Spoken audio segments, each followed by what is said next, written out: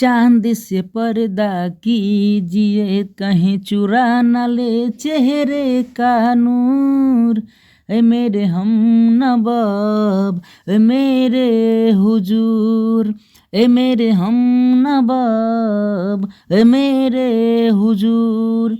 जय हिंद साथियों, कैसे हैं? उम्मीद करते हैं आप सभी मस्त होंगे, स्वस्थ होंगे और बिहार बोर्ड मैट्रिक एग्जाम 2024 की तैयारी भी आप लोग अच्छे से करेंगे। आज के इस वीडियो में हम पॉलिटिकल साइंस चैप्टर 1 लोकतंत्र में सत्ता की साझेदारी, इसके 40 महत्वपूर्ण ऑब्जेक्टिव प्रश्नों को हम लोग पढ़ने वाले हैं। जो विद्यार्थी 2024 में एग्जाम देने वाले हैं उनके लिए यह वीडियो बहुत ही महत्वपूर्ण होने वाला है, इसलिए आप सभी से रिक्वेस्ट है कि आप लोग वीडियो का स्किप करके न देखिए। तो चलिए हम बिना देरी किए हुए वीडियो करते हैं शुरू। तो पहला प्रश्न है आपके सामने। पहला प्रश्न है कि भारत में कहाँ औरतों के लिए आरक्षण की व्यवस्था है? तो भारत में कहाँ औरतों के लिए आरक्षण की व्यवस्था है? तो भारत में पंचायती राज संस्था में औरतों के लिए आरक्षण की व्यवस्था है। तो ऑप्शन नंबर ए आपका सही आंसर हो जाएगा। ठीक है, अब हम बढ़ते हैं दूसरे प्रश्न की ओर। दूसरा प्रश्न है कि भारत में सर्वोच्च न्यायालय के मुख्य न्यायाधीश की नियुक्ति कौन करता है? भारत में सर्वोच्च न्यायालय के मुख्य न्यायाधीश की नियुक्ति कौन करता है? तो राष्ट्रपति करता है। तो ऑप्शन नंबर बी आपका सही आंसर हो जाएगा। अब हम बढ़ते हैं तीसरे प्रश्न की ओर। तीसरा प्रश्न है भारत में सामाजिक विभाजन है। तो जो भारत में सामाजिक विभाजन है वो क्या है? तो जटिल है। ऑप्शन नंबर ए आपका सही आंसर हो जाएगा। अब हम बढ़ते हैं चौथे प्रश्न की ओर। चौथा प्रश्न है कि भारत में राष्ट्रीय महिला आयोग अधिनियम कब बना?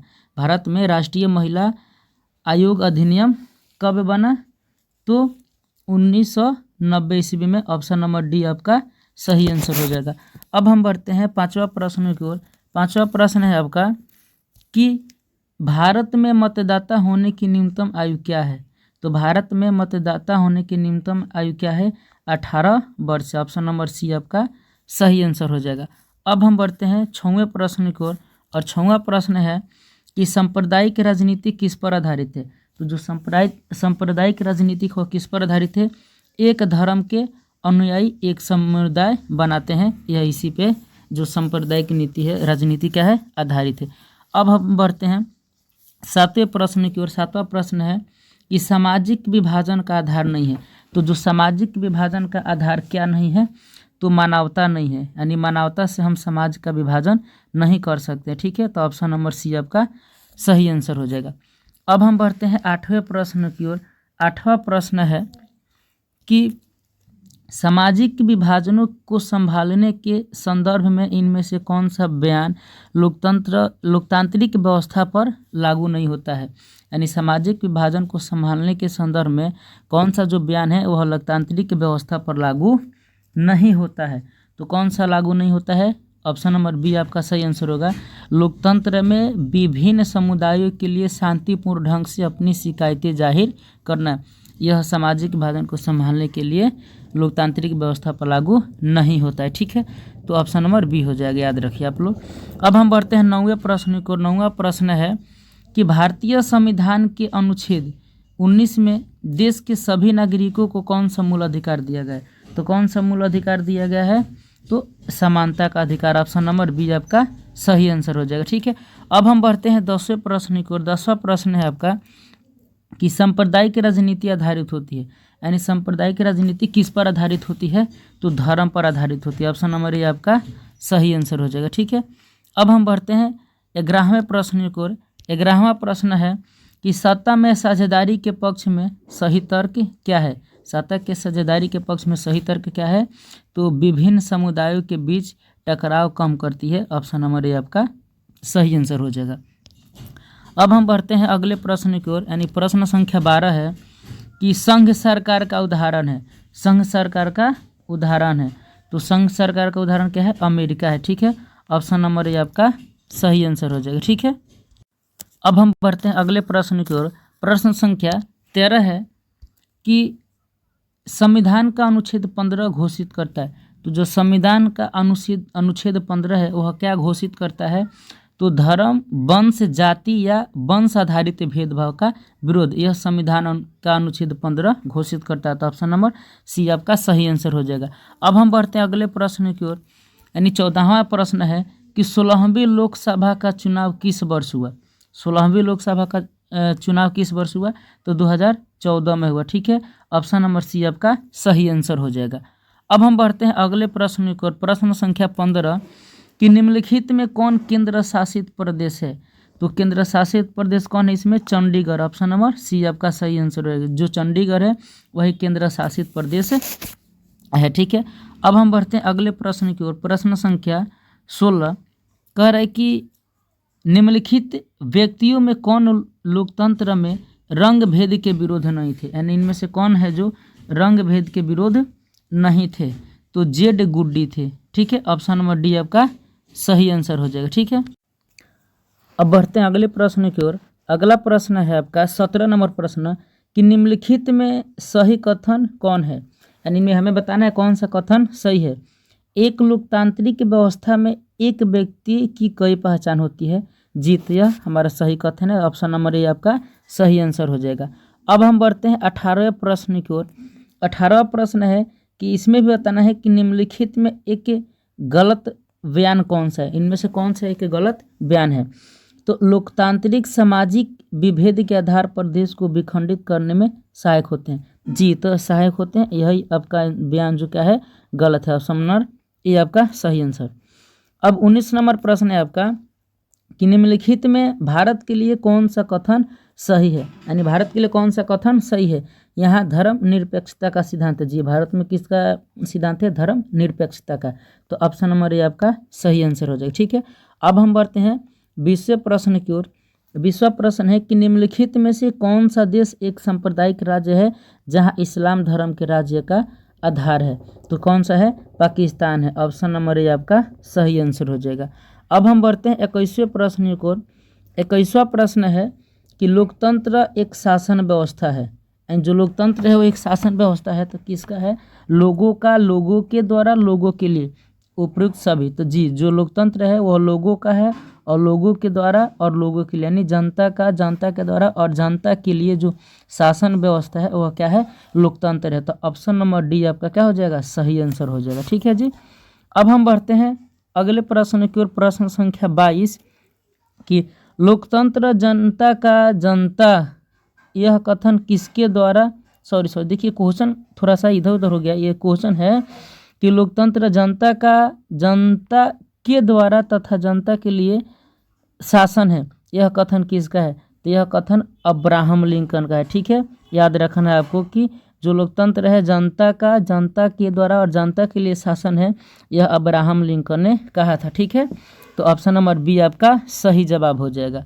अब हम बढ़ते हैं अगले प्रश्न की ओर। प्रश्न संख्या 23 कि किस देश को सामाजिक विभेद के कारण विखंडन का सामना करना पड़ा, तो किस देश को करना पड़ा, तो यूगोस्लोवाकिया को करना पड़ा। ठीक है, यूगोस्लोका है ना, स्लोवाकिया को। ऑप्शन नंबर ए आपका सही आंसर हो जाएगा। अब हम बढ़ते हैं अगले प्रश्न की ओर। अगला प्रश्न है कि किस देश में तमिलों की समस्या हाल तक बनी हुई थी, यानी किस देश में तमिलों की जो समस्या थी यानी वो अभी तक बनी हुई थी। ठीक है, तो किस में, श्रीलंका में। ऑप्शन नंबर ए आपका क्या हो जाएगा, सही हो जाएगा। अब हम बढ़ते हैं अगले प्रश्न की ओर। अगला प्रश्न है कि कौन सा आंदोलन लैंगिक समानता पर बल देता है, तो कौन सा आंदोलन लैंगिक समानता पर बल देता है। ठीक है, कौन सा, नारीवाद आंदोलन। ऑप्शन नंबर बी आपका क्या हो जाएगा, सही जवाब हो जाएगा। ठीक है, अब 26 नंबर प्रश्न है कि 1931 ईस्वी में किसे संप्रदाय का शिकार होना पड़ा।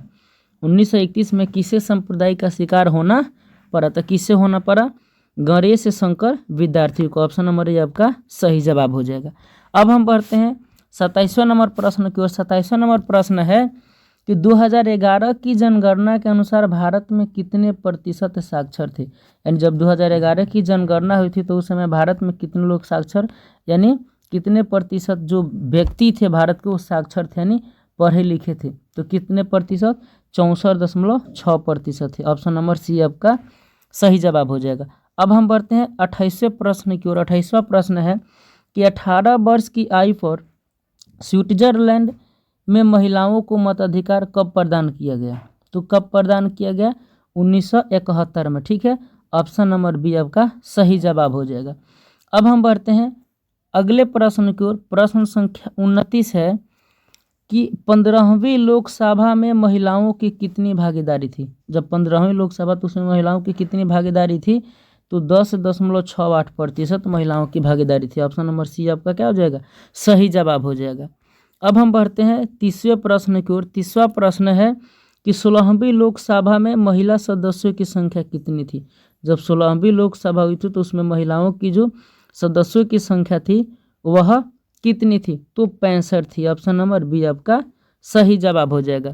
अब हम बढ़ते हैं 31वें प्रश्न की ओर। 31वां प्रश्न है कि अंतर्राष्ट्रीय महिला दिवस किस तिथि को मनाया जाता है।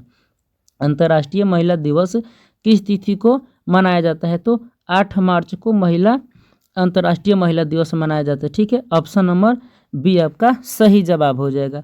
अब हम बढ़ते हैं 32वें प्रश्न की ओर। 32वां प्रश्न है कि असम में बिहारियों पर होने वाले अत्याचार का आधार था। यानी जो असम में बिहारियों पर जो अत्याचार हो रहा था तो उस अत्याचार का कारण क्या था, तो क्षेत्रवाद था। ठीक है, तो ऑप्शन नंबर डी आपका क्या हो जाएगा, सही जवाब हो जाएगा।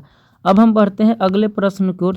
33वां प्रश्न है कि अधिकारों और अवसरों के मामले में महिलाओं को विशेष प्रश्रय देने वाला व्यक्ति क्या कहलाता है।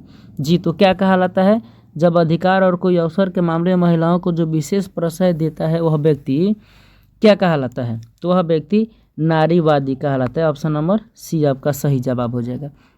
बढ़ते हैं 34वें प्रश्न की ओर। 34वां प्रश्न है कि वित्तीय राजधानी के रूप में जानी जाती है। वित्तीय राजधानी के रूप में कौन जानी जाती है, तो मुंबई जानी जाती है। ऑप्शन नंबर सी आपका सही जवाब हो जाएगा।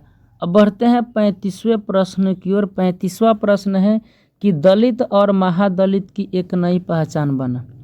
यानी दलित और महादलित की एक नई पहचान बना, इनमें से कौन सा माने जो राज्य है वह दलित और महादलित का एक नई पहचान बना, तो कौन सा, बिहार। ठीक है, अब हम बढ़ते हैं 36वें प्रश्न की ओर। 36वां प्रश्न है आपका कि मुंबई में उत्तर भारतीय हिंदी भाषी लोग जाने जाते हैं।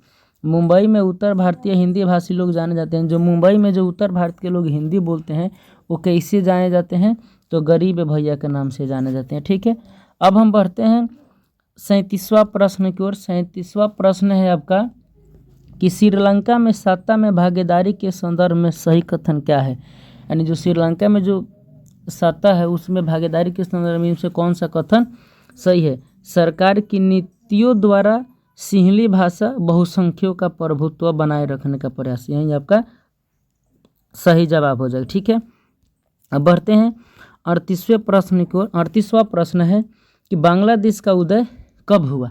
तो बांग्लादेश का उदय कब हुआ था, 1971 में बांग्लादेश का उदय हुआ था। ऑप्शन नंबर बी आपका सही जवाब हो जाएगा।